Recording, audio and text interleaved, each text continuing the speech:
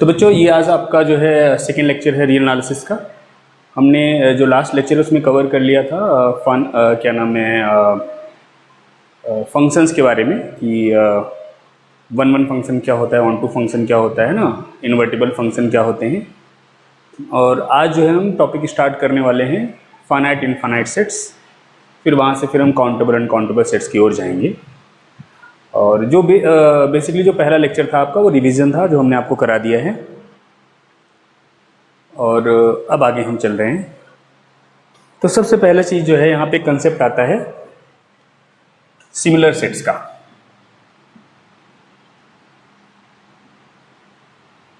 Similar sets या फिर इनको इक्विवेलेंट सेट्स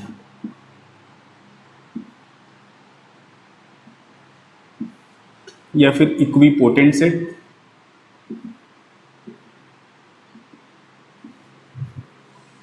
ठीक है ना, या फिर इक्वी न्यूमरस सेट।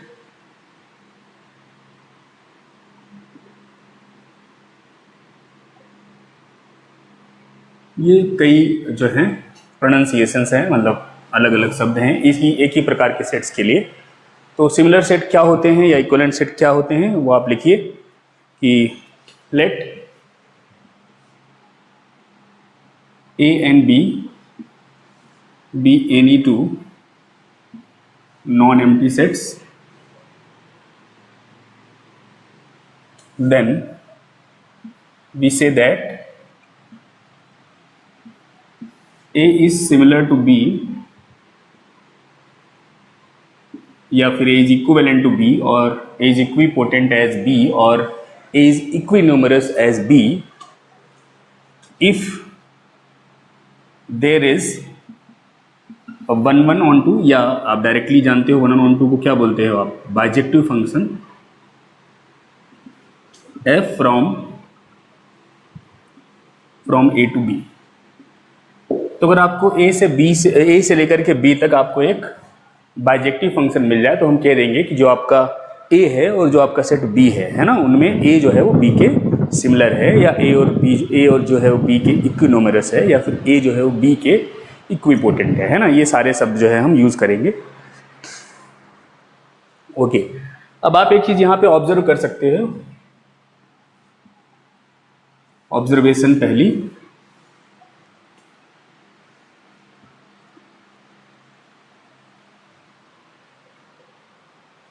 ऑब्जर्वेशन, या इसको आप जो है चाहे तो रिजल्ट करके बल्कि लिख लो, ज्यादा अच्छा होगा। रिजल्ट है तो डेफिनेशन से एक ऑब्जर्वेशन ही सिंपल से, but let me make it a result कि if A B C are any non empty sets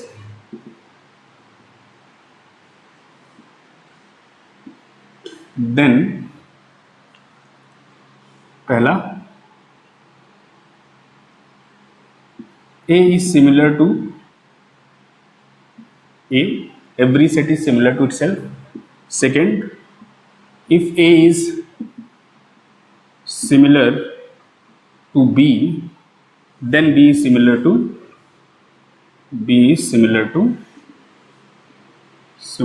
A. Third, if A is similar to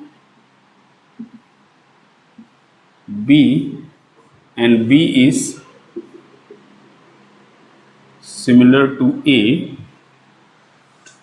C, then A is similar to C। ठीक है ना, हर set अपने आप के similar होता है। अगर A B के सिमिलर है, या मतलब अगर A B के इक्विवेलेंट है तो B भी A के इक्विवेलेंट होगा। अगर A B के इक्विवेलेंट है, B C के इक्विवेलेंट है, तो A जो है वो C के इक्विवेलेंट होगा। या आप देख सकते हैं, आपको डेफिनेशन पता है कि किसी सेट को दूसरे सेट के इक्विवेलेंट कब कहते हैं, जब आपको अगर आपको A को B के इक्विवेलेंट दिखाना है तो आप कब कहोगे, जब A से B आपको एक बाइजेक्टिव फंक्शन मिल जाए। तो अगर मुझे पहले वाले का प्रूव करना है तो मुझे क्योंकि कहना है A सिमिलर टू A, तो मुझे A से A तक फंक्शन चाहिए एक जो बाइजेक्टिव हो, और मुझे पता है कि एक फंक्शन हमेशा मुझे मिलेगा A से A तक, that is the identity function on A। हमने इसकी डेफिनेशन डिफाइन की थी ना, आपको बताई थी, I A X is equal to X for all X belongs to A, and we all know that this function is bijective. So therefore A is similar to A. This is done. Next, if A is similar to B, okay, अभी हमने notation नहीं लिखी है similar की. So if A is similar to B, इसका मतलब क्या है बेटा? अगर A B के सिमिलर है, इसका मतलब है A से B तक एक बाइजेक्टिव फंक्शन आपको मिल रहा है ना? So this implies that there exists a function f from A to B which is bijective. अब बेटा अगर मुझे दिखाना है कि B A के सिमिलर है, तो what I have to do is I have to find a function f from G from B to A which is also bijective. ठीक है ना? और हमको पता है कि हर फंक्शन जो बाइजेक्टिव उसका इनवर्स फंक्शन मिलता है. और कैसे डिफाइंड होता है कि आपको G from B to A define कीजिए. कैसे? G of x is equal to f inverse x, inverse of x. Inverse क्यों मिलेगा? क्योंकि बाइजेक्टिव फंक्शन हमेशा इन्वर्टिबल होते हैं. तो हमने ये भी देखा है कि अगर आपके पास फंक्शन बाइजेक्टिव हो गया वो इन्वर्टिबल हो गया, और अगर जो फंक्शन इन्वर्टिबल हो गया तो उसका जो इनवर्स फंक्शन आता है वो भी बाइजेक्टिव ही आता है ना? तो जो ये आप g फंक्शन डिफाइन कर रहे हैं, ये b से a तक आपको एक बाइजेक्टिव फंक्शन मिल जाएगा. और इसका मतलब ये हुआ कि जो आपका b है वो सिमिलर टू a है. तो अगर a सिमिलर टू b है then b similar to a. And for the third one, that if A is similar to B and B is similar to C, then A is similar to C. तो third one के लिए as A is similar to B, इसका मतलब there exists a function from A to B which is bijective, है ना? and B is similar to what? A. इसका मतलब there is a function G from B to C, sorry, B similar to C. Therefore there exists a function G from B to C which is also bijective. और हमको बेटा दिखाना ये है कि A C के सिमिलर है, मतलब मुझे A से C तक बाइजेक्टिव फंक्शन बनाना है. और फिर आपको पता है कि अगर आप इन दोनों का कंपोजिशन ले लो, then the function G of F from A to C is bijective, क्योंकि हमने ये प्रूव किया हुआ था कि composition of two bijective function is a bijective function. तो ये जो G ऑफ F बनेगा A से C तक एक बाइजेक्टिव फंक्शन बनेगा. और हमारे डेफिनेशन के अकॉर्डिंग फिर हम कह पाएंगे कि A is similar to C. ठीक है ना? तो ये आपने देख लिया. ठीक है, ओके. अब जो है जो हम इस चैप्टर में बेसिकली करने वाले हैं वो क्या है कि काउंटिंग करने वाले हैं. क्या काउंट करने वाले हैं? Number of elements in a set. उसके आधार पे डिसाइड करेंगे कि ये फाइनाइट है कि इनफाइनाइट है कि क्या है. तो बेसिक हमारा जो है वो है काउंटिंग. ठीक है ना? करना हमको काउंट है number of elements in a set.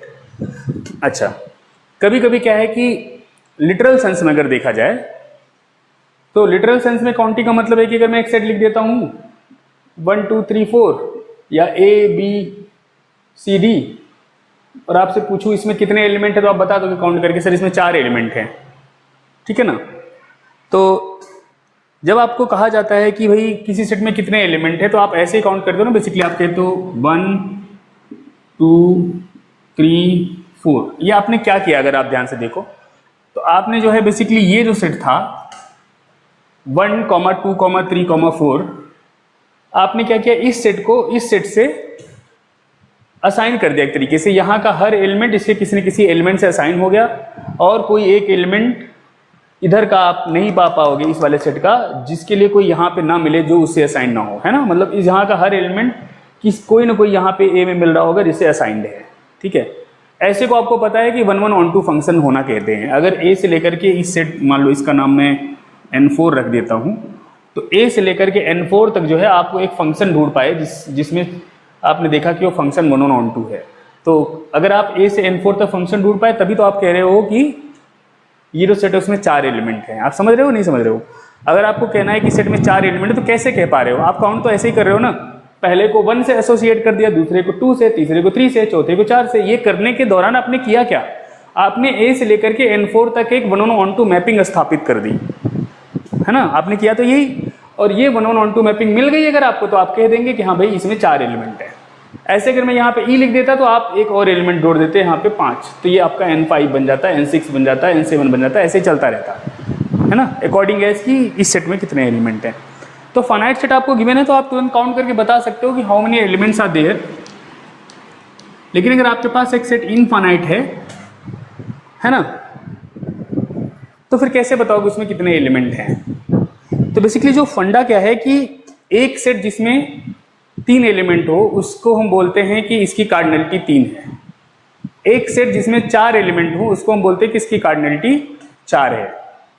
इसी प्रकार से इसी आइडिया को अगर आप जनरलाइज करो तो आप ये प्रश्न अपने आप से पूछ सकते हो कि सर फिर नेचुरल नंबर की कार्डिनलिटी क्या है? फिर सर ये बताओ कि इंटीजर की कार्डिनलिटी क्या है?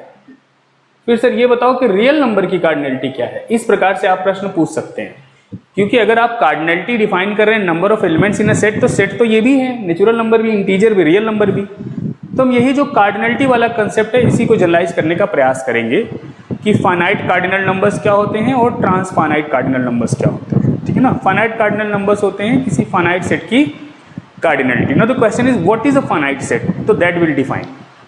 ठीक है ना, फिर इनफाइनाइट सेट क्या है वो भी हम डिफाइन करेंगे। ठीक है, उसके बाद जो है मतलब कहने का मतलब हम इन्हीं चीज़ों पे पहुंचने वाले हैं कि कैसे कहा जाए कि भाई इस सेट में कितने एलिमेंट हैं और कैसे कहा जाए कि इन दोनों में सेम नंबर ऑफ एलिमेंट है। तो पहले तो आप एक डेफिनेशन लिख लीजिए, cardinality of a set. Cardinality of a set,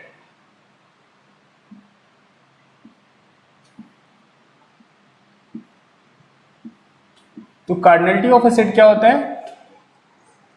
तो इसमें लिखिए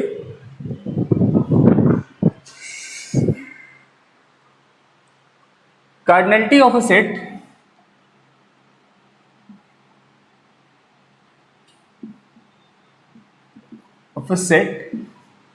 is defined as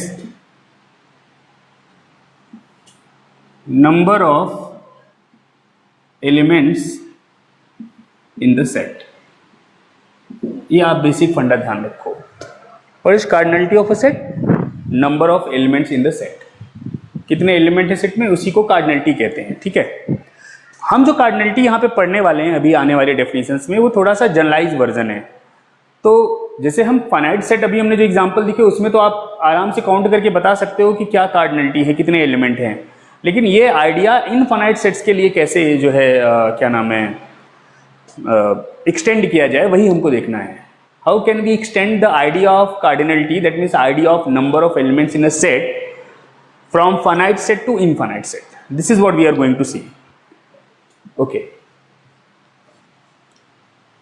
तो सबसे पहले डेफिनेशन लिखते हैं हम फाइनाइट सेट की। तो which sets will call finite set? तो इसमें लिखिए a set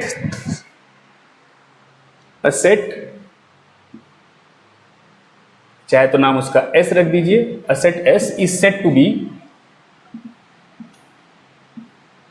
finite set if पहला लिखो either s is equal to 5, in which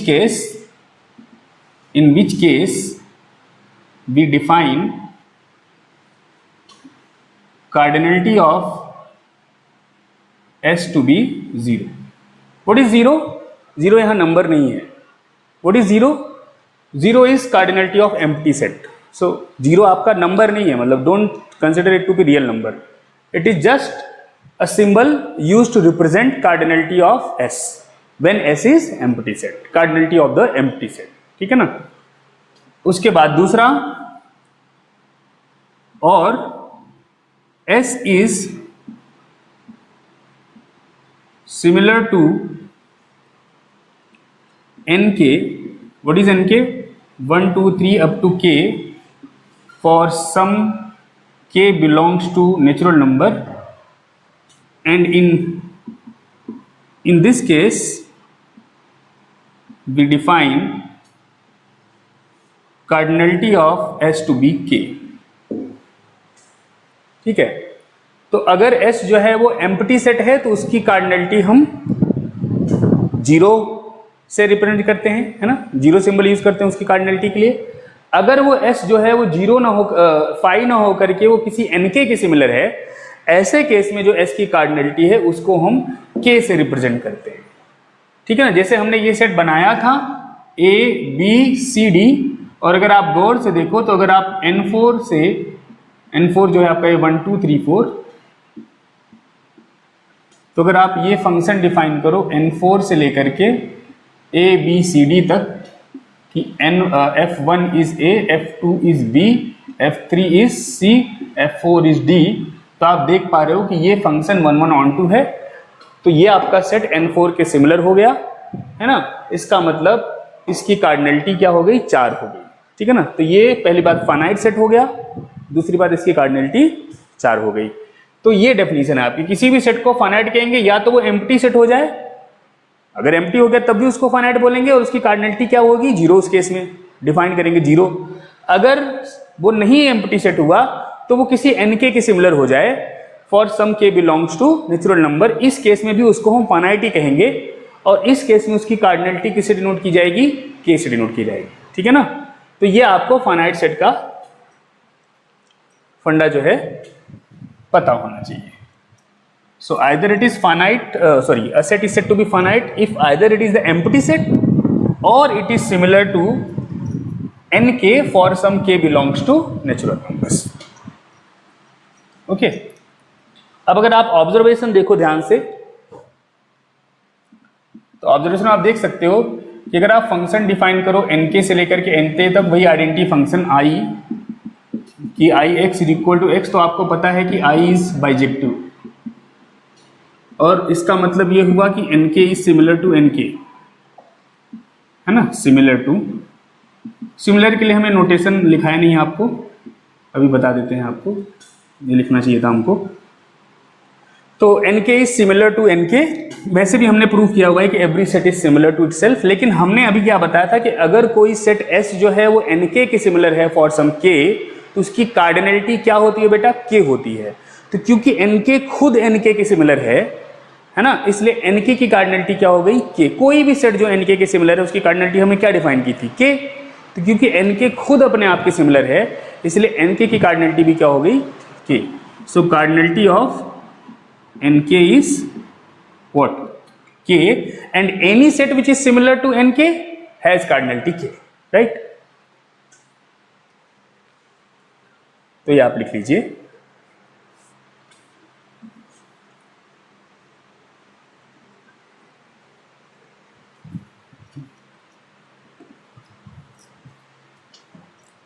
okay. तो बेसिकली जो कार्डिनलिटी ऑफ एम्प्टी सेट है ये 0 है। कार्डिनलिटी ऑफ n1 अगर आप देखो तो वो 1 है। कार्डिनलिटी ऑफ n2 देखो तो वो 2 है। कार्डिनलिटी ऑफ आप n3 देखो तो वो 3 है। कार्डिनलिटी ऑफ n4 देखो तो वो 4 है, and so on, and these are called first cardinal, this is second cardinal, this is third cardinal, this is fourth cardinal, and so on. So these are cardinal numbers. तो ये 1 2 3 just symbolism है ना, ये आप इसको real number natural number नहीं कहोगे अभी फिलहाल, ठीक है ना। This 1 2 3 4 just assume they are just symbols, है ना, to represent cardinalities of these sets n1 n2 n3 and n4 and so on. So k is not natural number. What is k? जब आप लिखते हो तो कार्डिनलिटी, जब आप लिखते हो cardinality of nk is equal to k, तो आप यहाँ पे तो k नेचुरल नंबर लेते हो, लेकिन यहाँ पे k भले मैं लिख उसको ऐसे ही रहा हूँ, कोई भेद नहीं है यहाँ पे, लेकिन यहाँ पे k को आप नेचुरल नंबर मत समझो, समझ रहे हो आप। k को बेसिकली यही समझो कि this is cardinality of nk, ठीक है। दोनों जगह सेम k लिखा हुआ है, लेकिन यहाँ k का जो सिग्निफिकेंस है कह दो, वो इस बात पे ज्यादा नहीं है कि k नेचुरल नंबर है, बल्कि इस बात का ज्यादा है कि वो कार्डिनलिटी ऑफ nk है, ऐसे आप समझो, ठीक है ना।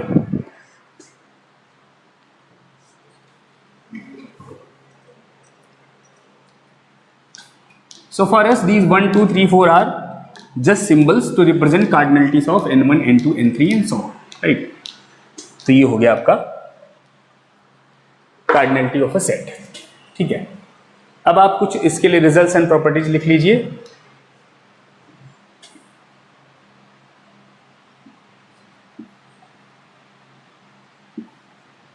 तो पहला देखिए, if A and B are two sets, then we say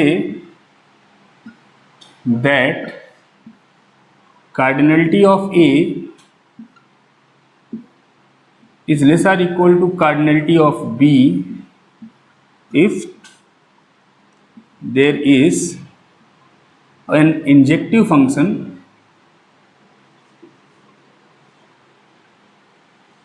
from A to B. अगर ए से बी आपको इंजेक्टिव फंक्शन मिल जाए तो मैं कहूंगा कि कार्डिनलिटी ए की less or equal to cardinality B है।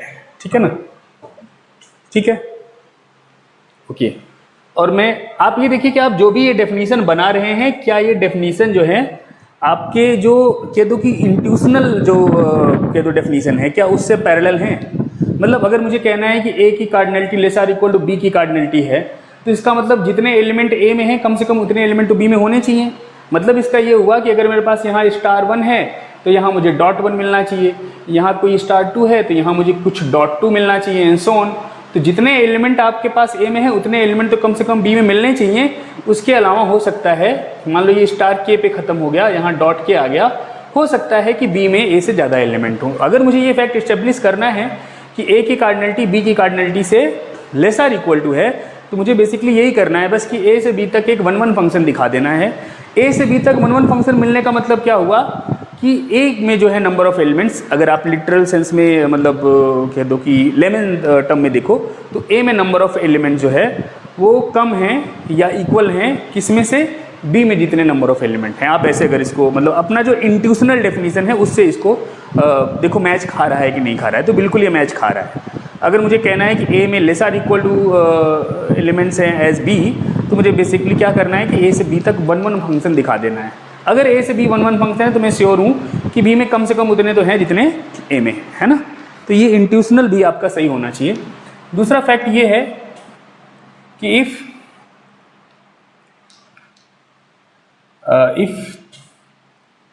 cardinality of A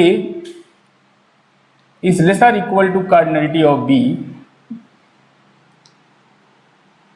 and cardinality of B is less or equal to cardinality of A, then there is a bijective function from A to B. There is a bijective function from A to B. इसको बोलते हैं बेटा Cantor Schroeder Bernstein theorem.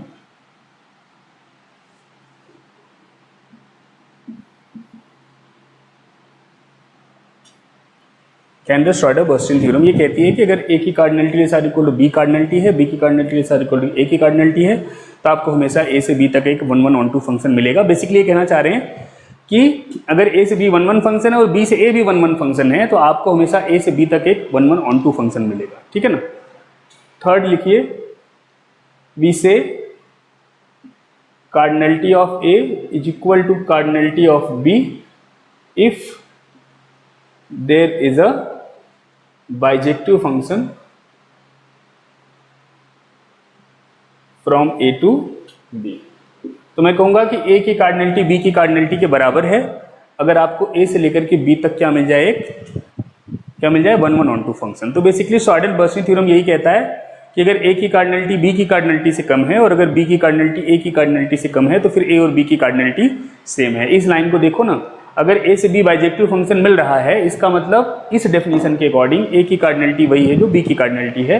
तो हम ये लिख सकते हैं कि अगर cardinality of A less or equal to cardinality of B है and cardinality of B less or equal to cardinality of A है, तो फिर cardinality of A is equal to cardinality of B हो जाएगा। ठीक है ना।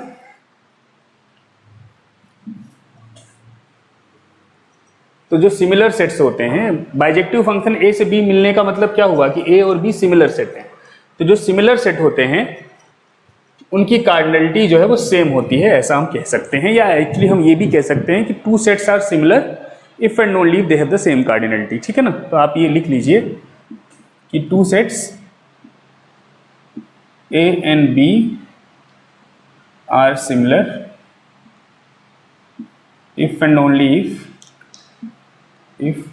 only if they have the same cardinality। ठीक है ना, ये आप ये समझ सकते हैं। उसके अलावा अगर मुझे कहना है कि ए की कार्डिनलिटी बी की कार्डिनलिटी से स्ट्रिक्टली कम है तो मैं कैसे कह पाऊंगा, तो आप ये देखिए ध्यान से कि if A and B are any two sets then we say cardinality of A is less than, strictly less than cardinality of B if पहला there is an injective function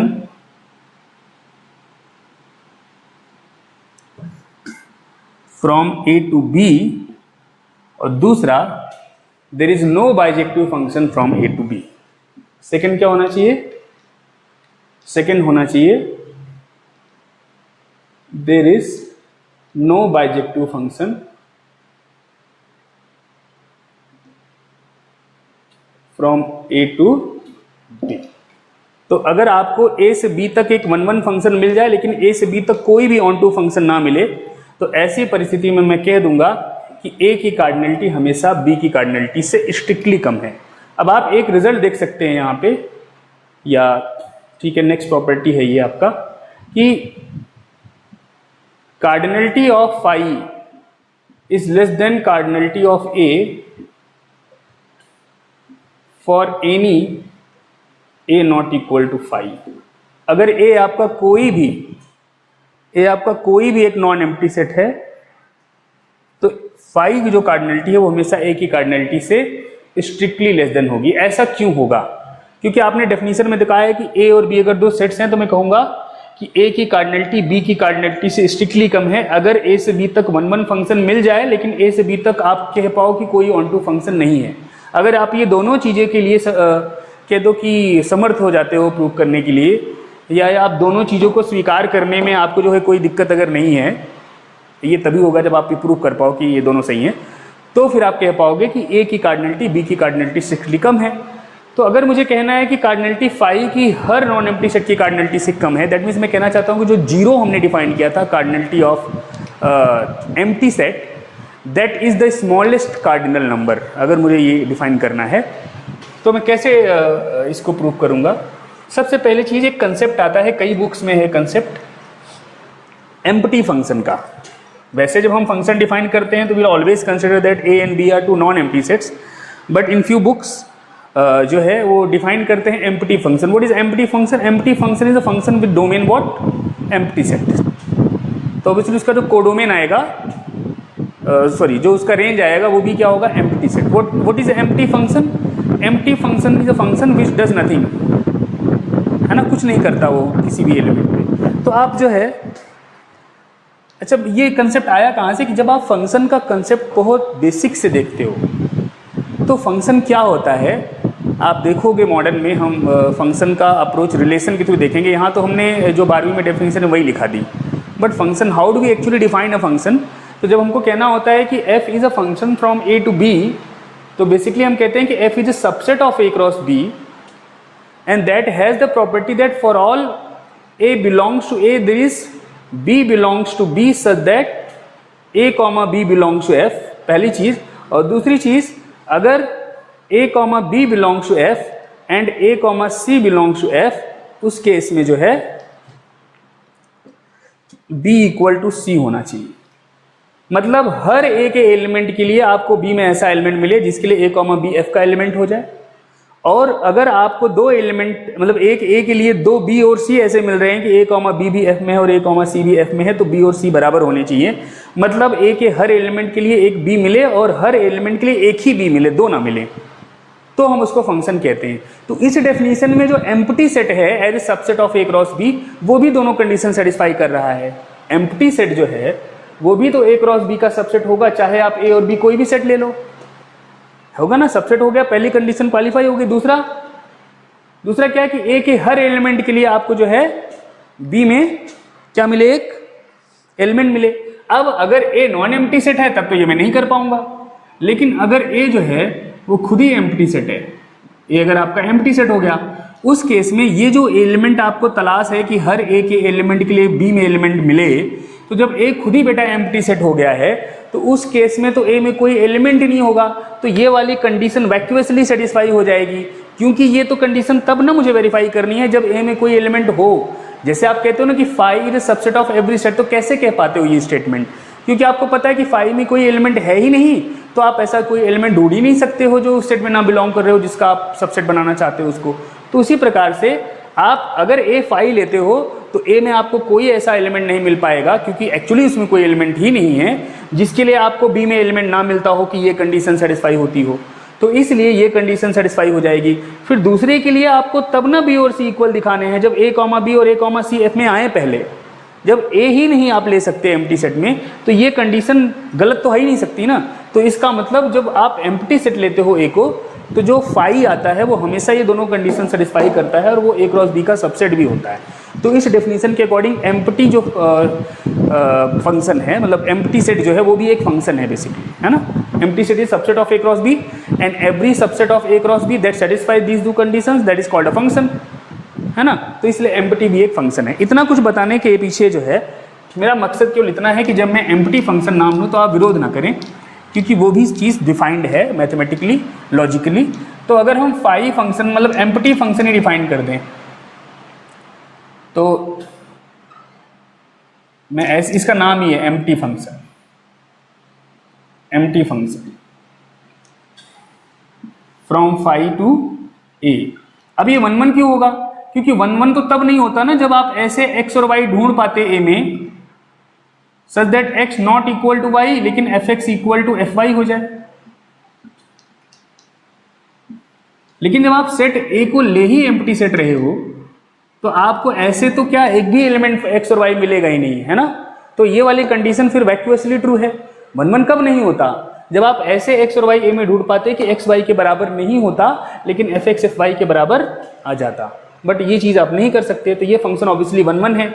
फिर ये ऑन टू क्यों नहीं है, क्योंकि इस function में आप कोई भी ए का एलिमेंट उठाओ, कोई भी एलिमेंट उठाओ, उसके लिए कभी कोई एलिमेंट मिलेगा ही नहीं। फाई में मिलेगा क्या, फाई में कुछ एलिमेंट ही नहीं है तो कैसे ईमेल मिलेगा। तो आपको ए के किसी भी एलिमेंट के लिए प्री इमेज नहीं मिलने वाली, क्योंकि यहाँ तो कुछ है ही नहीं जो प्री इमेज बन सके, एम्प्टी सेट है। तो ये मैपिंग जो है एम्प्टी फंक्शन जो है वो एम्प्टी सेट से हर सेट तक 1 1 होता है, परंतु कभी भी ऑन टू नहीं होता है। तो वही चीज हमको प्रूफ करनी थी। तो empty function from empty set to any set A is 1 1 but not onto. और इसके अकॉर्डिंग हम ये कह पाएंगे कि कार्डिनलिटी जो एम्प्टी सेट की है वो हर सेट की कार्डिनलिटी से जो कि नॉन एम्प्टी सेट है उससे लेस देन और लेस देन है, स्ट्रिक्टली लेस देन है ना। क्लियर है ये। तो जो 0 है आपका वो स्मॉलेस्ट कार्डिनल है, ये आपको समझना है।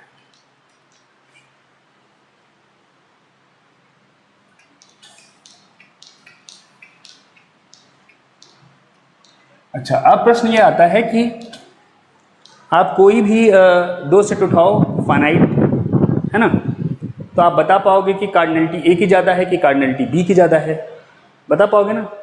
कैसे, अगर आपको ए से बी तक 1 1 फंक्शन मिल गया और ए से बी तक आप दिखा पाओ कि कोई ऑन टू फंक्शन नहीं है, तो आप कह दोगे कि ए की कार्डिनलिटी बी की कार्डिनलिटी से स्ट्रिक्टली लेस देन है। अगर आपको ए से बी तक 1 1 फंक्शन मिल गया तो आप बस इतना कह पाओगे कि कार्डिनलिटी ए की less or equal to cardinality B है। ठीक है, अगर 1 1 मिल गया तो कार्डिनलिटी ए की less or equal to cardinality B है। अगर आपको ए से बी तक 1 1 ऑन टू दोनों फंक्शन मतलब ऐसा फंक्शन मिल गया जो 1 1 भी है और ऑन टू भी है, तो आप कह दोगे कि कार्डिनलिटी ए की जो है वो इक्वल टू है कार्डिनलिटी बी। ठीक है ना। तो फाइनाइट सेट में तो आप देख सकते हो आराम से। नाउ द क्वेश्चन इज कि अगर आपके पास इनफाइनाइट सेट है, जैसे कि सेट ऑफ नेचुरल नंबर जिसमें 1 2 3 4 5 एंड सो ऑन है, फिर set of integers 0 +-1 +-2 +-3 and so on है, फिर आपके पास रियल नंबर है। अब इसमें मैं ऐसे नहीं लिख पाऊंगा, सारे रियल नंबर आगे, एम्प्टी सेट नहीं है, सारे रियल नंबर, सेट ऑफ रियल्स। तो ये जो आपके पास इनफाइनाइट सेट्स हैं, इनमें आप कैसे कहोगे कि किसकी कार्डिनलिटी कम है या किसकी कार्डिनलिटी ज़्यादा है?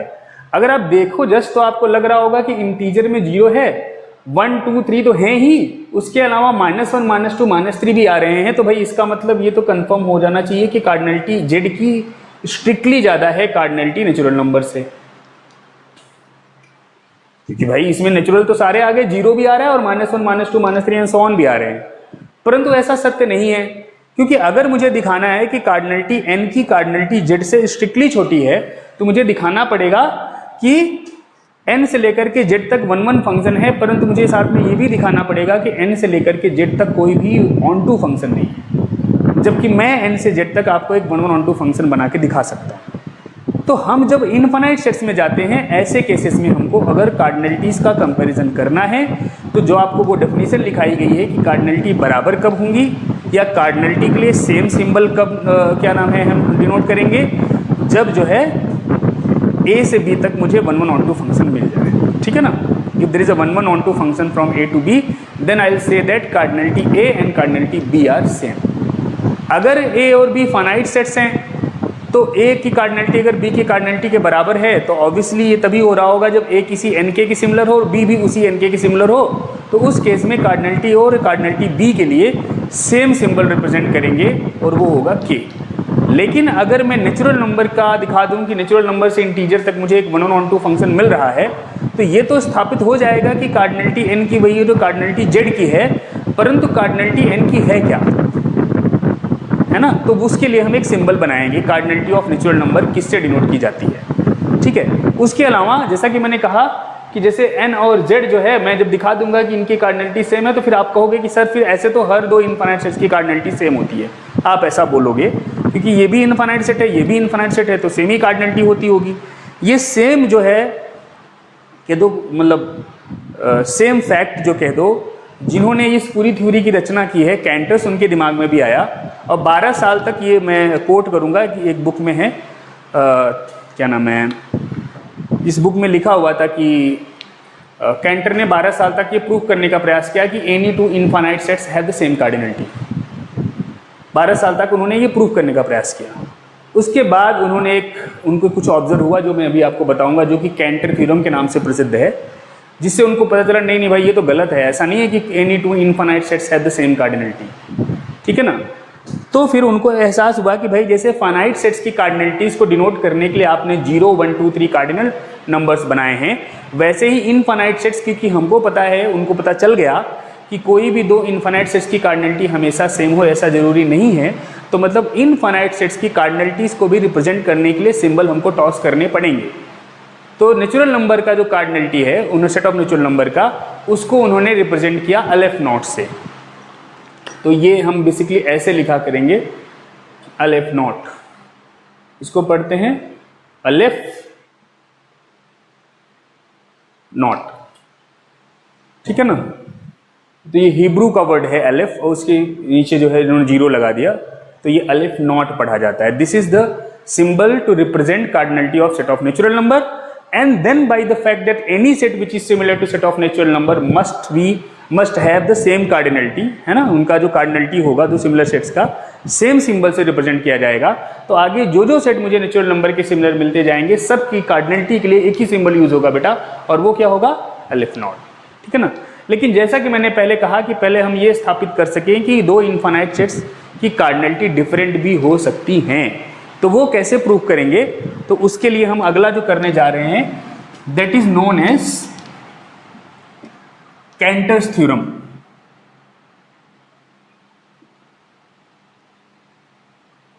तो कैंटर्स थ्योरम पहले ये प्रूव करेगा कि नहीं कोई दो इनफाइनाइट सेट उठाओ तो जरूरी नहीं कि उनकी कार्डिनलिटी सेम हो। ठीक है ना? अब फिर हम कार्डिनलिटी ज्यादा कम कहते कैसे हैं, उसके लिए मैंने डेफिनेशन लिखा दी है साफ साफ आपको कि ए की कार्डिनलिटी को बी की कार्डिनलिटी से स्ट्रिक्टली कम कहना है। तो ए से लेकर के बी तक 1 1 फंक्शन दिखाना है जो और आपको ये भी दिखाना है साथ में कि ए से लेकर के बी तक कोई ऑन टू फंक्शन ना हो। ए से बी तक एक 1 1 फंक्शन दिखाना है और फिर ये दिखाना है कि ए से लेकर के बी तक कोई ऑन टू फंक्शन नहीं मिल सकता है। अगर आप ये दोनों चीज़ें स्थापित कर पाएँ किन्हीं भी सेट्स ए और बी के लिए, तो मैं कह पाऊंगा कि ए की कार्डिनलिटी बी की कार्डिनलिटी से स्ट्रिक्टली कम है। So now let's move to prove this. अच्छा, इसमें कैंटर प्रूफ क्या करते हैं, वो कहते हैं कि for any set A the cardinality of its power set is always strictly greater than cardinality of A. किसी भी सेट के पावर सेट की कार्डिनलिटी उस सेट की कार्डिनलिटी से हमेशा स्ट्रिक्टली ज़्यादा होती है। तो अब चाहे आप इनफाइनाइट सेट ले लो, चाहे आप फाइनाइट सेट ले लो, है ना। फाइनाइट में तो वैसे भी हमको पता है कि डिफरेंट कार्डिनलिटी के मिलेंगे, लेकिन इनफाइनाइट सेट में भी हमको पता चल गया, क्योंकि हर एक सेट ए के लिए, चाहे वो फाइनाइट हो चाहे वो इनफाइनाइट हो, जो पावर सेट ऑफ ए आएगा उसकी कार्डिनलिटी ए की कार्डिनलिटी से स्ट्रिक्टली ज़्यादा होगी। इसका मतलब ये प्रूफ हो गया कि इनफाइनाइट सेट्स में भी डिफरेंट कार्डिनलिटी वाले सेट जो हैं वो एग्जिस्ट करते हैं, ठीक है ना। तो हम ये प्रूफ करने जा रहे हैं। तो कैंटर ने क्या प्रूफ किया कि for any set A whether it is empty or non-empty, the cardinality of power set of A is strictly greater than cardinality of,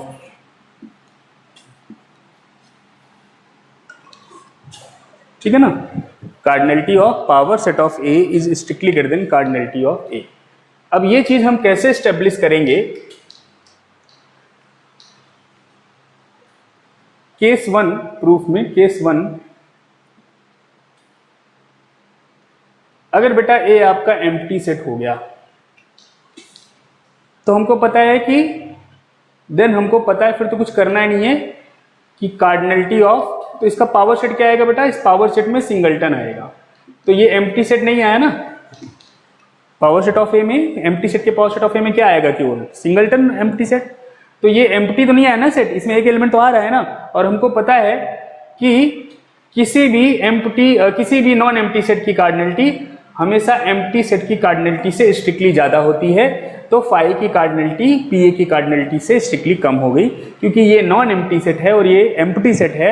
हमको पता है हर नॉन एम्प्टी सेट की कार्डिनलिटी एम्प्टी सेट की cardinality से हमेशा ज्यादा होती है, इसलिए ये हमने स्टैब्लिश कर दिया। तो पहले केस में we are done when A is equal to 5। Now the case when A is not equal to 5, तो उस केस में अगर मैं एक फंक्शन डिफाइन करूं, क्योंकि मुझे दिखाना है कि ए की कार्डिनलिटी पी ए की कार्डिनलिटी से स्ट्रिक्टली कम है, तो मैं फिर से कह रहा हूं मुझे क्या प्रूव करना है कि ए से लेकर के पी ए तक पहले तो मुझे एक 1 1 फंक्शन मिलना चाहिए, और फिर मुझे दिखाना है कि ए से लेकर के पी ए तक कोई ऑन टू फंक्शन नहीं है। तो सबसे पहले अगर मैं एक फंक्शन एफ डिफाइन करूं, ए से लेकर के पी ए तक, क्या फंक्शन डिफाइन करूं बेटा, कि F of any set, F of A, इसके एलिमेंट होंगे ना स्मॉल ए टाइप के, is equal to the set singleton A. तो अगर आप मुझे एक एलिमेंट ए का स्मॉल ए दोगे तो मैं उससे एक सबसेट बनाऊंगा ए का, और वो क्या बनाऊंगा, सिंगलटन ए। तो आप देख सकते हो कि अगर आपने f A equal to f B किया बेटा, तो इसका मतलब singleton A is equal to singleton B हुआ बेटा, इसका मतलब ए इक्वल टू बी हो गया, और इसका मतलब ये फंक्शन इज 1 1। तो ये फंक्शन एफ जो है वो 1 1 है। और अब मैं ये दिखाऊंगा कि ए से लेकर के पी ए तक कोई भी ऑन टू फंक्शन नहीं मिलेगा। जब इसको और इस फैक्ट को कंबाइन करेंगे कि ए से लेकर के पी ए तक कोई ऑन टू फंक्शन नहीं है, तो हम ये प्रूव कर चुके होंगे कि ए की कार्डिनलिटी पी ए की कार्डिनलिटी से स्ट्रिक्टली कम है, ठीक है ना। तो अब हमारा नेक्स्ट जो टास्क है वो ये प्रूव करना है कि there is no onto function from, तो नेक्स्ट क्लेम होगा no function f from a to pa can be onto। कोई फंक्शन जो है वो a से pa तक onto नहीं हो सकता या सर्जेक्टिव नहीं हो सकता। तो कैसे प्रूव करोगे ये, मैं एक सेट डिफाइन कर रहा हूं। तो पहले मान लेते हैं ना, late f be any function from a to pa। now define set x is equal to x के वो एलिमेंट जो fx में ना हो, x के वो एलिमेंट जो fx में ना हो। इसका क्या मतलब हुआ?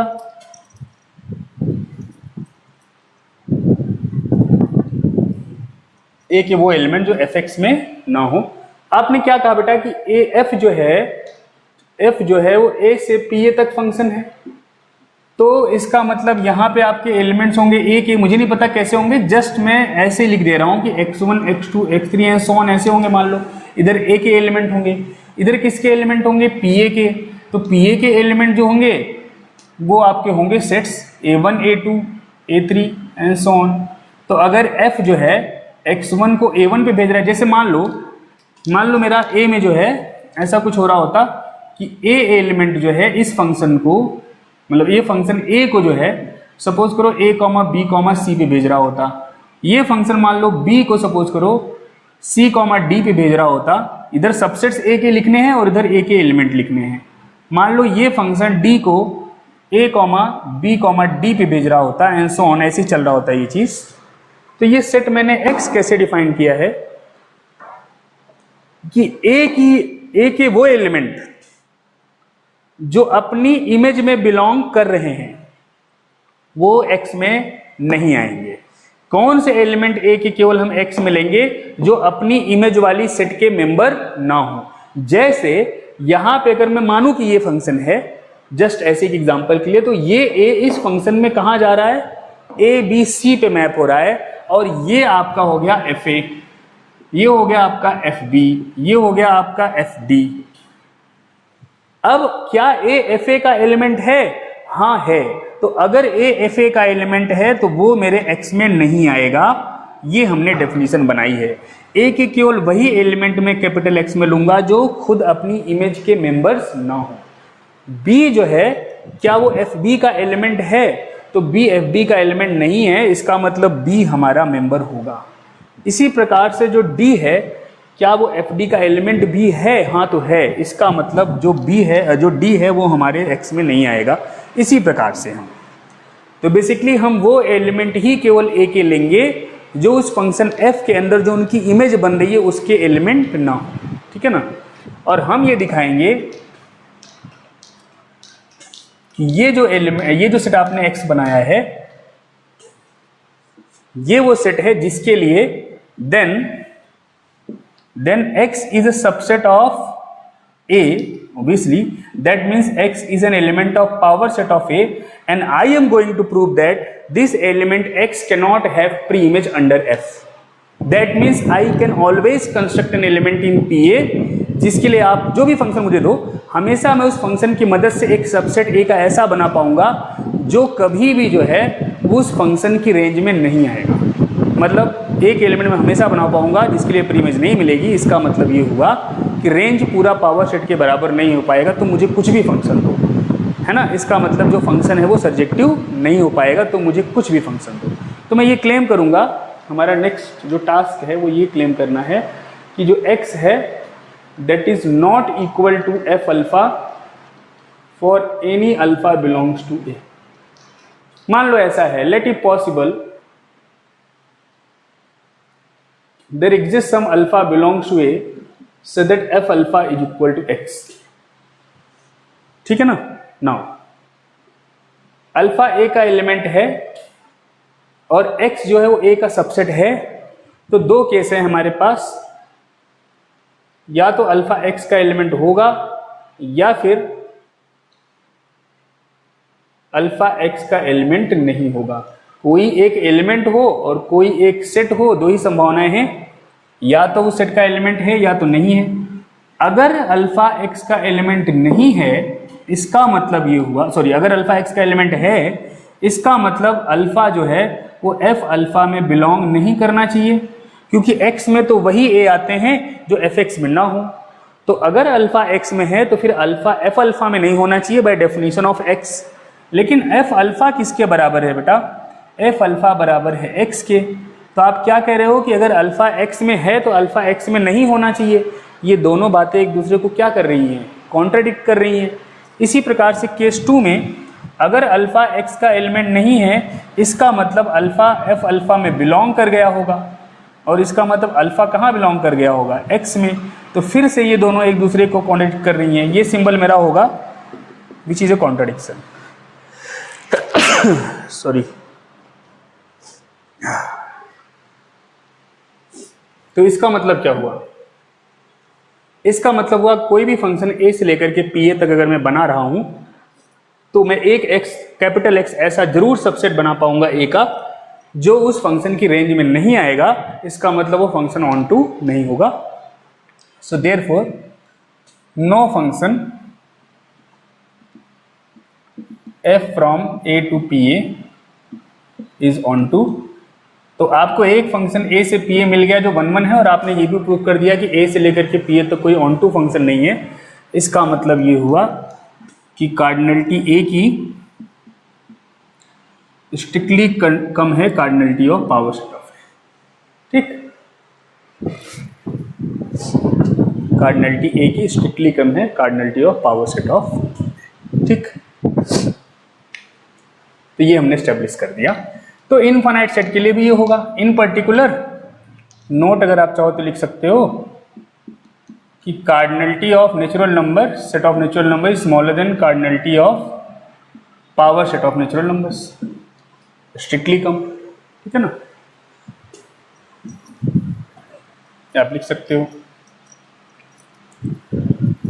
तो इनफाइनाइट सेट जो है वो डिफरेंट कार्डिनलिटी के हो सकते हैं। फाइनाइट सेट तो होते ही हैं, इनफाइनाइट सेट भी हो सकते हैं। तो मतलब इनफाइनाइट सेट की कार्डिनलिटीज को भी डिनोट करने के लिए हमको सिंबल्स चाहिए। ऐसा नहीं कि एक ही सिंबल से सारे इनफाइनाइट सेट की कार्डिनलिटी आप रिप्रेजेंट कर सको। ठीक है ना, तो यहां तक क्लियर है आपका? ठीक है, ओके। ये था आपका कैंटर्स थ्योरम। ठीक है, हमने फाइनाइट सेट डिफाइन किया था। इनफाइनाइट सेट का हमने फॉर्मल डेफिनेशन नहीं लिखा था, बट वही है जो फाइनाइट नहीं है they will be called as infinite sets. अब आप एक हेडिंग फिर से लिख लो, रिजल्ट्स एंड प्रॉपर्टीज लिख लो, रिजल्ट्स एंड प्रॉपर्टीज। तो इसमें लिखिए सबसे पहला लिखिए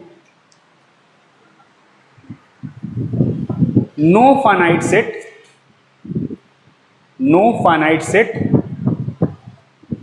can be similar to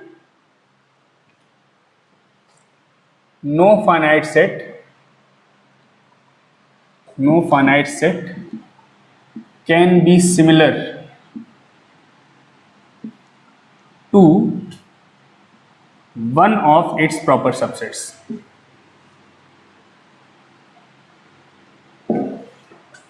कोई भी इनफाइनाइट सेट जो है वो कभी भी, कोई भी इनफाइनाइट सेट जो है वो कभी भी नहीं, कोई भी फाइनाइट सेट जो है कभी भी अपने किसी प्रॉपर सबसेट के सिमिलर नहीं हो सकता।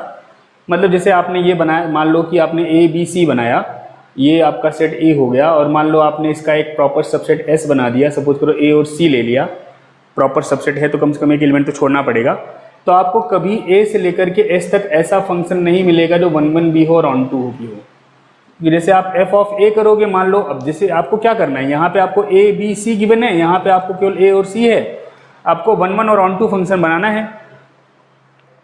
तो कैसे बना पाओगे? या तो आप ए से एस बनाओ या तो एस से ए बनाओ। तो ए से एस तो वैसे ही नहीं बन पाएगा आपका, 1 1 ऑन टू 1 1 ही नहीं बन पाएगा, क्योंकि अगर आपने ए को ए पे भेजा, बी को सी पे भेजा, तो आपको सी को भी ए या सी पे भेजना पड़ेगा। तो 1 1 वाली बात ही नहीं रह जाएगी। तो ए से एस तक तो आप 1 1 ही नहीं बना सकते, है ना। लेकिन हो सकता है आप ए कॉमा सी से लेकर जो है ए बी सी तक 1 1 ऑन टू बना पाओ। तो जब आप ए को ए पे भेजोगे, सी को बी पे या सी पे भेजोगे, तो 1 1 तो बन जाएगा, लेकिन एक एलिमेंट यहाँ छूट जाएगा जिसके लिए कभी प्री इमेज नहीं मिलेगी। तो कोई भी सेट जो है अगर वो फाइनाइट है तो अपने किसी प्रॉपर सबसेट के सिमिलर नहीं हो सकता, किसी भी प्रॉपर सबसेट के सिमिलर नहीं हो सकता।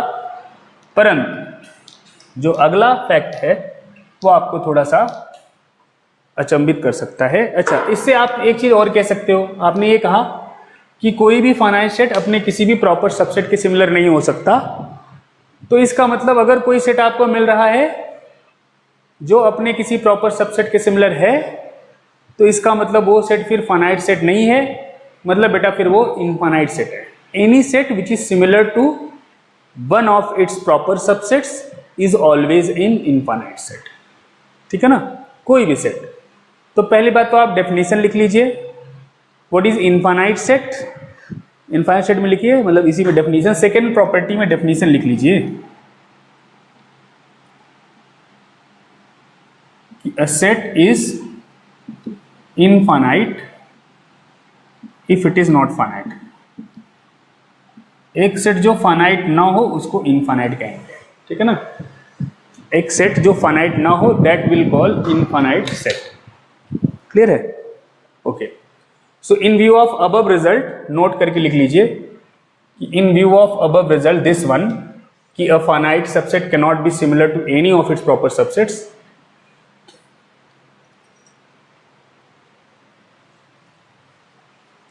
We'll say that any set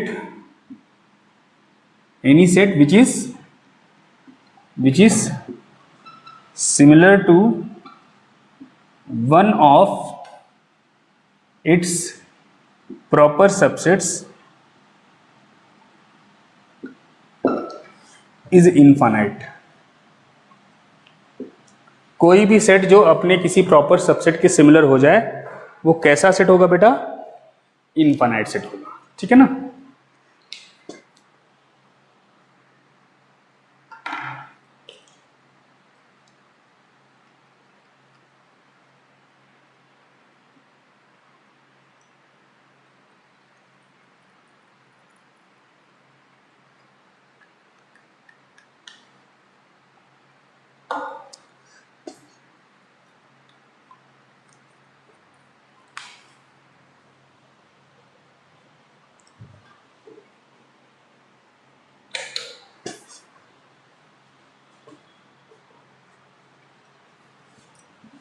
जैसे एग्जांपल के लिए अगर हम देखें,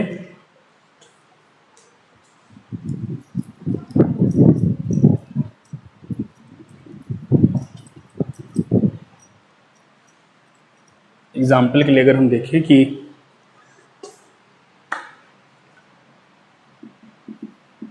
अगर मैं एक फंक्शन बनाऊं f जो है नेचुरल नंबर से 2 टाइम्स नेचुरल नंबर तक, मतलब नेचुरल नंबर से इवन नेचुरल नंबर्स तक, f of n is equal to 2n, तो आप देख सकते हो कि f is 1 1 and onto 2, f is bijective.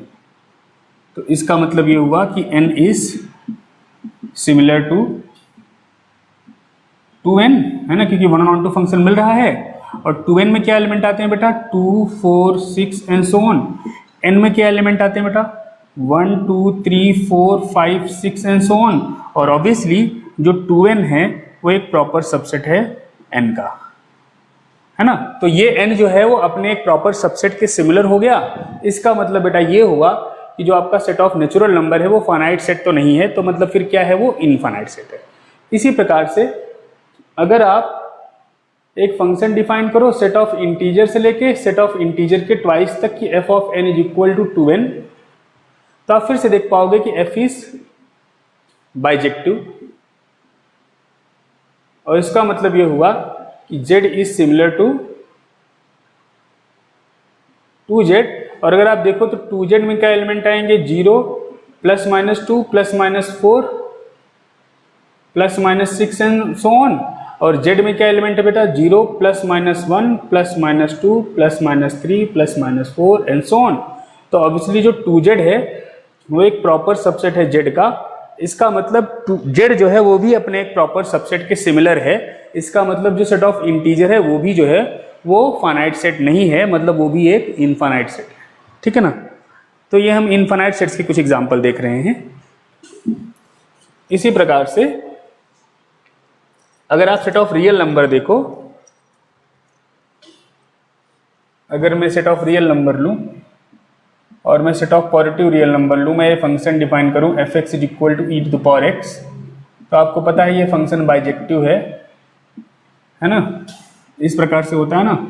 तो हर पॉजिटिव रियल नंबर जो है इसकी रेंज में आएगा, हर पॉजिटिव रियल नंबर। और क्योंकि ये जो लाइन है वो हमेशा अगर आपको एक ही पॉइंट पे इंटरसेक्ट कर रही है, इसका मतलब ये फंक्शन जो है वो 1 1 भी है। तो ये फंक्शन 1 ऑन 2 हो गया, तो इसका मतलब ये हुआ कि ये बाइजेक्टिव हो गया। और इसका मतलब r is similar to r positive, और इसका मतलब ये हुआ कि r इज इनफाइनाइट, ठीक है ना। तो ये सेट्स जो भी अपने प्रॉपर सबसेट्स के सिमिलर हैं वो कभी भी फाइनाइट सेट्स नहीं हो सकते हैं, वो हमेशा क्या होंगे फिर, इनफाइनाइट सेट्स। और उसके बाद जो नेक्स्ट फैक्ट है वो आप ये लिखिए,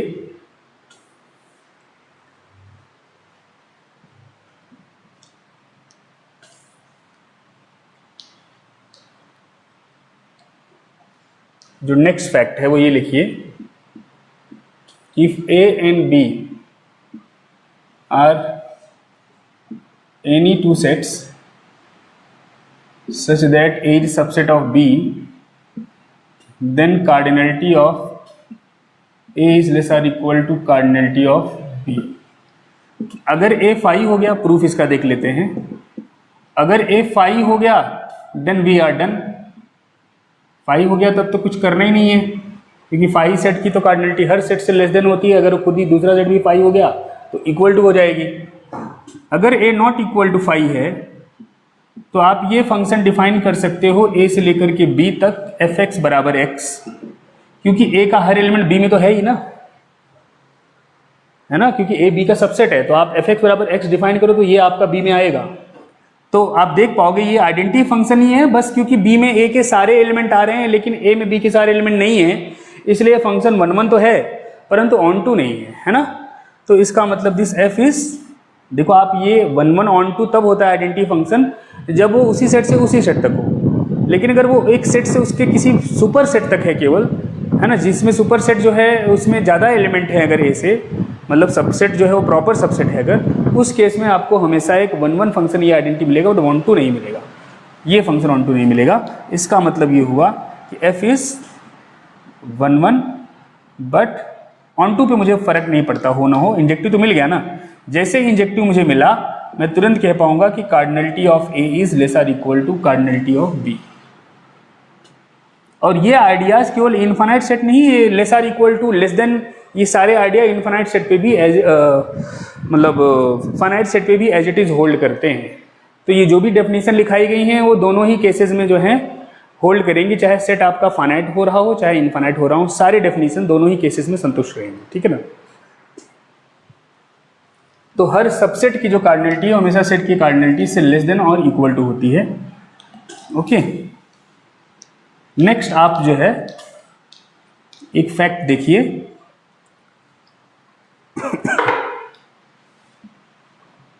एवरी सेट, एवरी इनफाइनाइट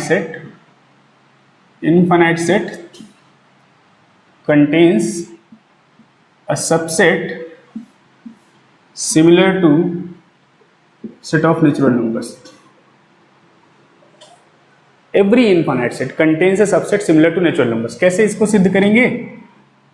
कोई भी इनफाइनाइट सेट आप ले लो, so let x be infinite, ठीक है ना, and let a1 belongs to x be any. Infinite है तो नॉन एम्प्टी है तो एक तो मिलेगा ही। Define a1 is equal to singleton a1, तो हमने एक सेट डिफाइन किया सिंगलटन a1। इसी प्रकार से अब क्योंकि आपका x माइनस a1 जो है वो भी इनफाइनाइट है, क्योंकि अगर ये फाइनाइट हो जाता तो आप यूनियन a1 सिंगलटन a1 के साथ लेते तो x आता वो भी फाइनाइट हो जाता, जबकि x आपका इनफाइनाइट दिया हुआ है ना। तो ये भी एक इनफाइनाइट सेट है। इसका मतलब ये हुआ कि आपको एक a2 भी मिलेगा x माइनस a1 में, और मैं डिफाइन करूंगा एक कैपिटल A2, डिफाइन कीजिए आप कि A2 बराबर A1 यूनियन स्मॉल a2। फिर जब आपका ये x माइनस आप A1 A2 करेंगे तो क्योंकि ये फाइनाइट सेट ही माइनस कर रहे हो तो ये सेट फिर से आपको इनफाइनाइट ही मिलेगा, तो आपको एक A3 मिल जाएगा यहाँ। तो उस केस में आप डिफाइन करोगे A3 बराबर A2 union A3 and so on. इसी प्रकार से आप इन कंटिन्यूइंग लाइक दिस आप an डिफाइन करोगे an minus 1 union an।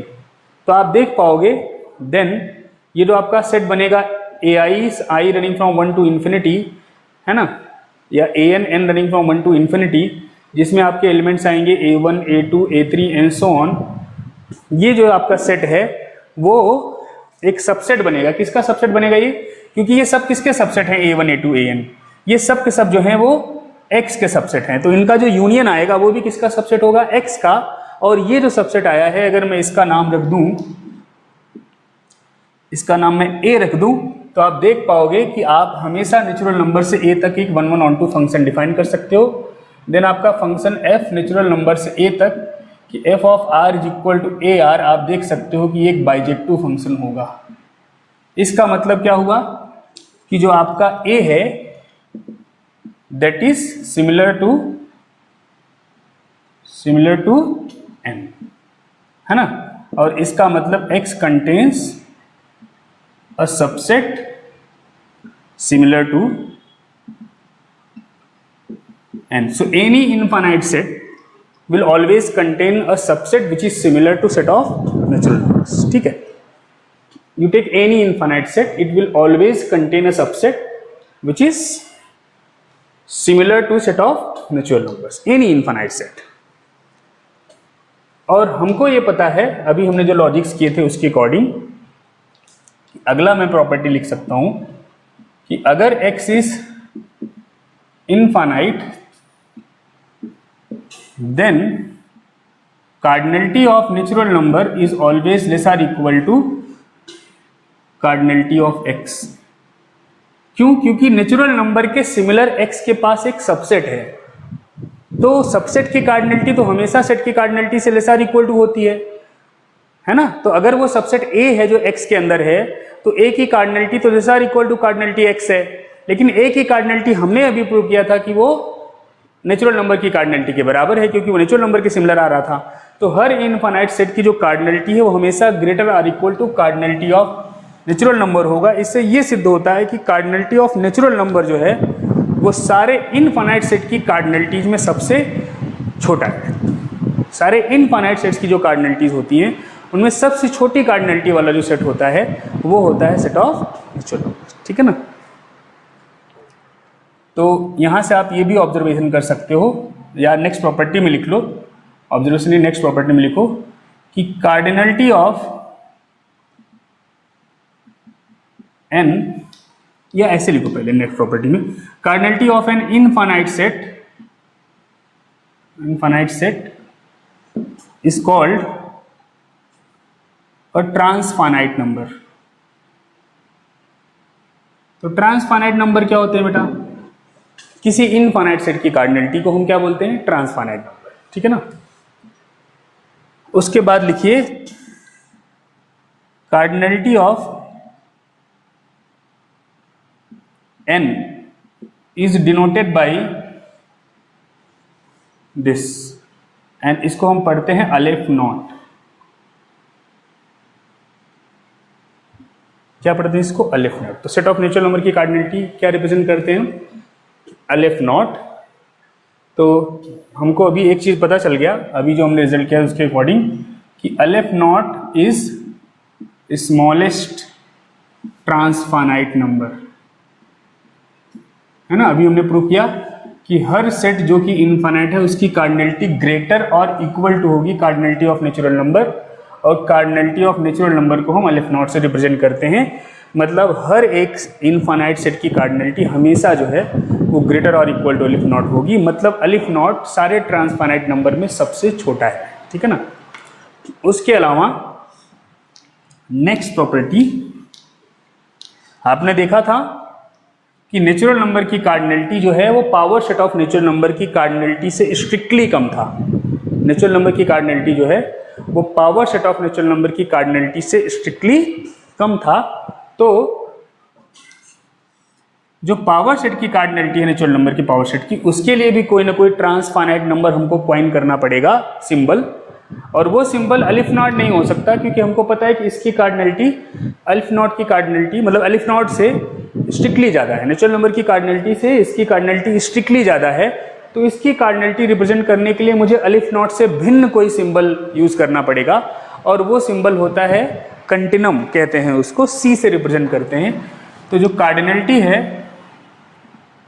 Cardinality of power set of natural number is represented by, is denoted by C ऐसे, and it is called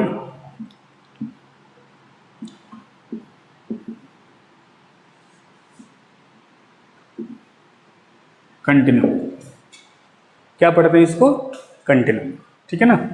तो cardinality of power set of natural number is continuum and हमको पता है अलिफ not is strictly less than continuum. हमने देखा था ना power set of natural numbers की कार्डिनलिटी हमेशा नेचुरल नंबर की कार्डिनलिटी से स्ट्रिक्टली ज़्यादा होती है, क्योंकि हर सेट के ही पावर सेट की कार्डिनलिटी उस सेट की कार्डिनलिटी से स्ट्रिक्टली ज़्यादा होती है। अब अलिफ नॉट जो है सी से स्ट्रिक्टली छोटा है ये तो पता है, लेकिन क्वेश्चन ये है कि क्या ऐसा कोई अल्फा मिलेगा जो अलिफ नॉट से स्ट्रिक्टली बड़ा हो और सी से स्ट्रिक्टली छोटा हो, क्या ऐसा कोई अल्फा मिलेगा? तो कैंटर की थ्योरम है जिसको कंटिन्यूम हाइपोथेसिस के नाम से जाना जाता है। ये फैक्ट आज तक ना तो कोई प्रूव कर पाया है ना तो डिस्प्रूव कर पाया है। So this fact is known as continuum hypothesis की there is no transfinite number between aleph naught and C, मतलब strictly greater than aleph naught हो और स्ट्रिक्टली लेस देन सी हो, ऐसा कोई ट्रांसफाइनाइट नंबर नहीं है। तो आप लिख लीजिए continuum hypothesis, continuum hypothesis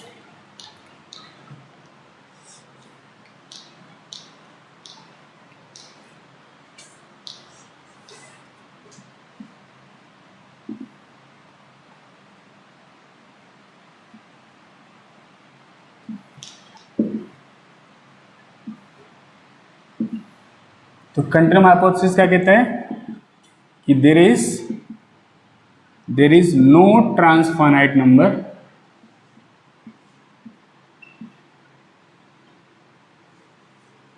alpha such that alpha strictly greater than aleph naught and strictly less than continuum. ऐसा कोई भी ट्रांसफाइनाइट नंबर आपको कभी भी प्राप्त नहीं होगा। This fact is known as continuum hypothesis. तो अगर आपको पता चल गया कि किसी सेट की कार्डिनलिटी अलिफ नॉट से स्ट्रिक्टली ज़्यादा है तो फिर वो कंटिन्यूम ही है, क्योंकि अलिफ नॉट से स्ट्रिक्टली ज़्यादा और कंटिन्यूम से स्ट्रिक्टली छोटा तो कुछ होता ही नहीं है ट्रांसफाइनाइट नंबर, ठीक है ना। तो इस बात पे ध्यान दीजिएगा, इस पे हम आगे चर्चा करेंगे, फिर से आएगा जब ये पुनः। अभी आपको ध्यान हो तो हमने क्या किया था, हमने एक सेट लिया था, let X be any infinite set. तो हमने क्या किया था कि हमने एक ए बनाया था, a1 a2 a3 and so on an, फिर an+1 and so on, subset of x बनाया था ना। हमेशा हर इनफाइनाइट सेट में आपको एक ऐसा a मिल जाएगा। अब मान लीजिए कि मैंने एक b बनाया a-a1, b क्या बनाया मैंने, a-a1, और मैं एक y ले रहा हूं x minus B union A, x minus B union A. जैसे अगर मैं इसको एक एग्जांपल से समझाऊं आपको, सपोज कीजिए मेरा x होता set of natural number 1 2 3 4 5 and so on. मेरा ए सेट मान लो इसमें मैं ये वाला बनाता 2 4 6 8 एंड सो ऑन। तो बेटा ये मेरा a1 हो गया, ये मेरा a2 हो गया, ये a3 हो गया, ये a4 हो गया एंड सो ऑन। अब मेरा b क्या हो गया बेटा, b हो गया 4 6 8 एंड सो ऑन। फिर जो मेरा x माइनस बी है बेटा वो क्या हो गया, x माइनस बी हो गया मेरा 1 2 3 4 नहीं आएगा, 5 फिर 6 नहीं आएगा, 7 फिर 8 नहीं आएगा, 9 एंड सो ऑन। 1 2 3 5 7 9। और फिर मैंने क्या किया कि इस x माइनस बी का मैंने यूनियन लिया किसके साथ, a के साथ। तो अगर मैं इस x माइनस बी का यूनियन a के साथ लूंगा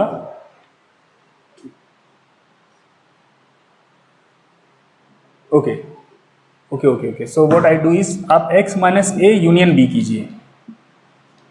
तो अगर मैं x माइनस ए करूंगा बेटा तो क्या आएगा, पहले देखो, पहले x माइनस ए देखो, what is x minus A, x minus A हो जाएगा आपका, x माइनस ए हो जाएगा आपका ये 1 3 5 7 9 एंड सो ऑन, है ना। और जब मैं x minus A union b करूंगा तो आपका रहेगा 1 2 नहीं आएगा क्योंकि आपने a1 हटा दिया है b से, b में जो है ये है बस ना, 4 6 8 एंड सो ऑन। तो आएगा 1 फिर 4 मतलब 1 उसके बाद 3 फिर 4 फिर 5 फिर 6 फिर 7 फिर 8 एंड सो ऑन। कौन सा गायब हुआ? बस A1, ये था ना आपका, A1 नहीं आया। तो इसी प्रकार से जब आप ये y बनाओगे x minus A union b, then A1 doesn't belongs to y। इसका मतलब ये हुआ आपका बेटा कि जो y है that is a proper subset of x। ये हमने जो कंस्ट्रक्शन की है, हमने जो A बनाया था उसमें से पहला वाला एलिमेंट हटा दिया, मतलब A1 हटा दिया, उससे हमने उसकी मदद से फिर ये x minus A union b करके हमने एक सेट y बनाया। हमने देखा ये y एक सा प्रॉपर सबसेट है। ठीक है, अब आगे आप देखिए कि अगर मैं एक फंक्शन बनाऊं x से लेकर के y तक कि f of x is equal to ai plus 1, अगर x बराबर ai है और ये x अगर x जो है एलिमेंट नहीं है a का, मतलब जो एलिमेंट a में नहीं आ रहे हैं, जो a में आ रहे हैं, तो a में y में a के कौन से एलिमेंट आएंगे? ये a1 को छोड़ के बाकी सारे। तो मैं a2 को a3 पे भेज दूंगा, a3 को a4 पे, a4 को a5 पे, a5 को a6 पे एंड सो ऑन।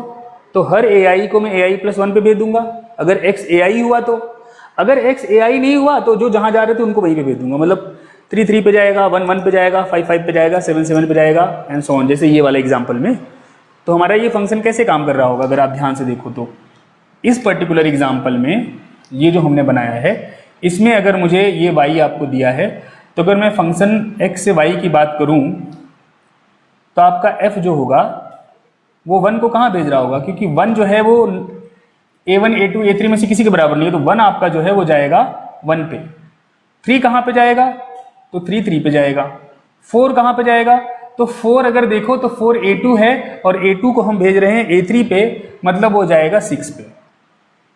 ठीक है ना, 4 जाएगा 6 पे, फिर अगला 6 कहाँ जाएगा? 8 पे, 8 कहाँ जाएगा? 10 पे एंड सो ऑन। और बाकी ये सब अपने आप पे जा रहे हैं। तो आप देख पाओगे ये फंक्शन जो होगा 1 1 और ऑन टू दोनों होगा। इसका मतलब this function f is then f is bijective. और अगर ये बाइजेक्टिव फंक्शन मिल गया, इसका मतलब जो x है is similar to y, similar to y। And what was x? x was any infinite set. तो यहां से आपने क्या सिद्ध कर दिया? x क्या था? कोई भी इनफाइनाइट सेट, और y क्या था? x का एक प्रॉपर सबसेट। तो हमारा रिजल्ट क्या बना बेटा कि every infinite set is similar to one of its proper subsets. Every infinite set is similar to one of its proper subsets. और हमने क्या देखा था कि इनफाइनाइट सेट में ये प्रॉपर्टी नहीं होती है। नो सॉरी, फाइनाइट सेट में no finite set can be similar to any of its proper subsets, है ना। And every infinite set is similar to one of its proper subset. दोनों को मिला दो तो आप ये कह पाओगे कि a set is infinite if and only if it is similar to one of its proper subsets. दोनों को अगर हम मिला दो तो आप कह पाओगे a set is infinite if and only if it is similar to one of its proper subsets. ठीक है ना। तो ये आपका हो गया फाइनाइट इनफाइनाइट सेट्स के बारे में कुछ अच्छे से रिजल्ट्स।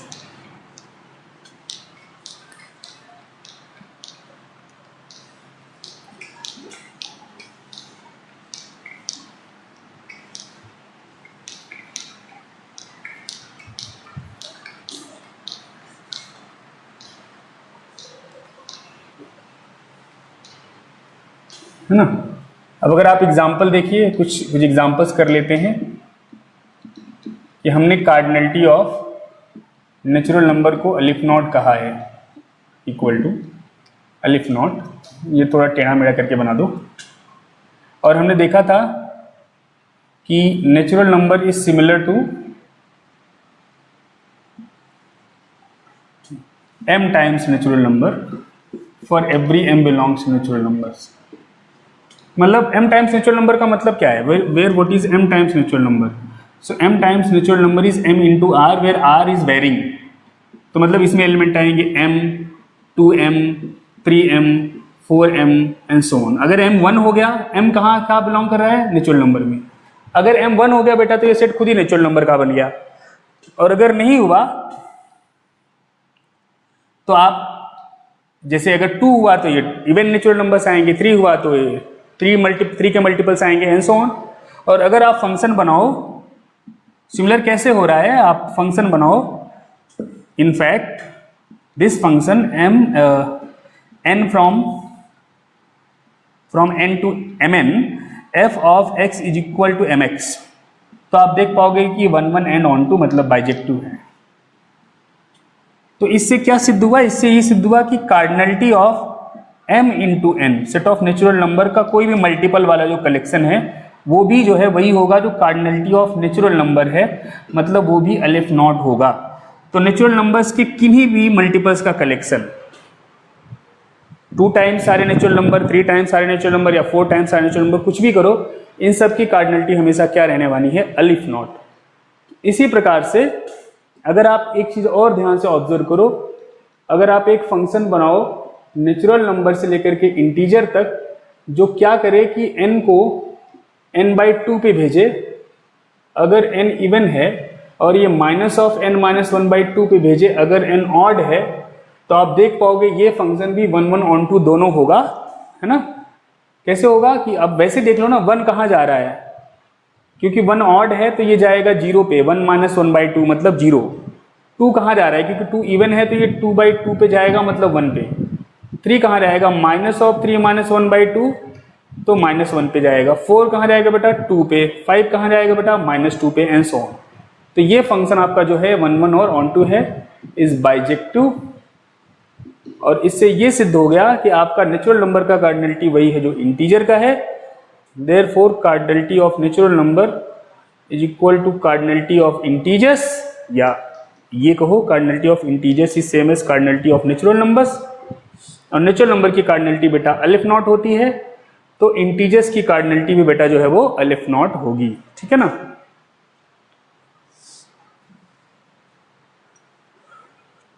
इंटीजर्स की कार्डिनलिटी क्या होगी बेटा, अलिफ नॉट।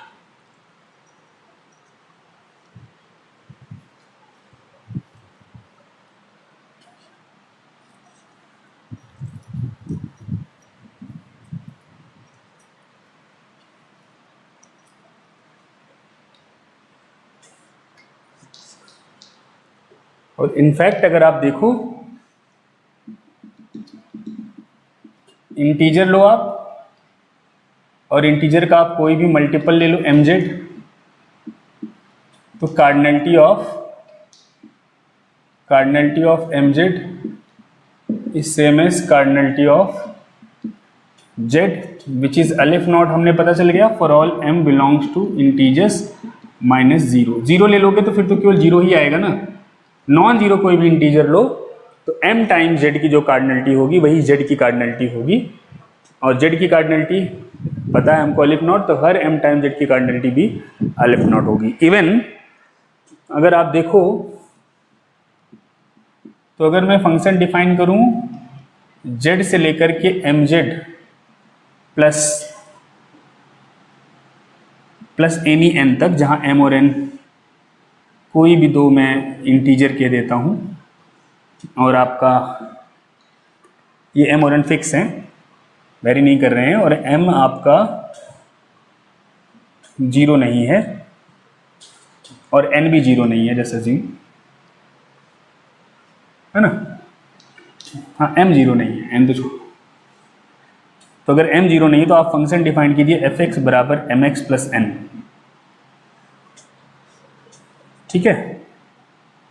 तो आप देख पाएंगे this function f is bijective, मतलब जैसे यहाँ पे आपका होता 2z प्लस 3 या 3z प्लस 1, कुछ भी ऐसा होता अगर, तो ये mz प्लस n की और z की कार्डिनलिटी सेम होती, तो cardinality of mz plus n is equal to cardinality of z which is nothing but what, aleph naught. तो इवन इंटीजर्स है ना, ऑड इंटीजर्स, n आप 0 भी ले सकते हो, n कोई भी इंटीजर हो, बस m जो है आपका वो नॉन जीरो है, m नॉन जीरो है ना, तो ये सारी कार्डिनलिटी सेम आएंगी। तो हमने कई सारे सेट्स की कार्डिनलिटी जो है वो देखी, हमने power set of natural number की कार्डिनलिटी को C कहा है। आगे चल करके हम कार्डिनलिटीज के बारे में नेक्स्ट क्लास में आगे डिस्कशन करेंगे। ठीक है ना। In the next lecture we are going to define finite and finite infinite तो हो गया, we are going to define countable and uncountable sets, ठीक है ना। उसके बाद हम आपको असाइनमेंट देंगे इस पूरे जो है पहला चैप्टर कह दो, ठीक है ना, finite infinite countable and uncountable set का, ठीक है। थैंक यू बेटा।